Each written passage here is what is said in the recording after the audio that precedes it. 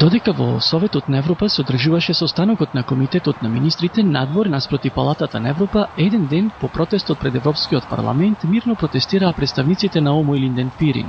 Советот на Европа има внесено предлог со кој да се затвори нашиот случај како наводно решен без да ни биде вратена регистрацијата на нашата партија.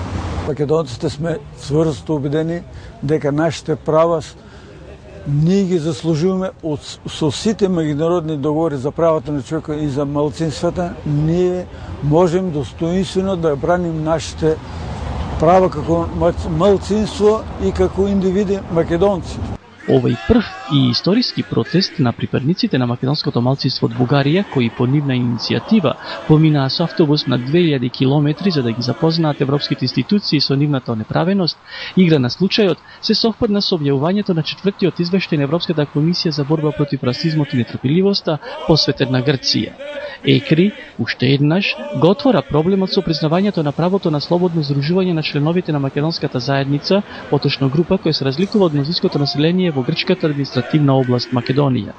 ЕКРИ жали бидејќи не е постигнат напредок по ова прашање, ниту пак по прашањето за помирување со бегалците од граѓанската војна во Грција и дека Атина не е отворила диалог со представниците на македонците од Грција околу јазикот и користењето на македонскиот јазик на грчката телевизија.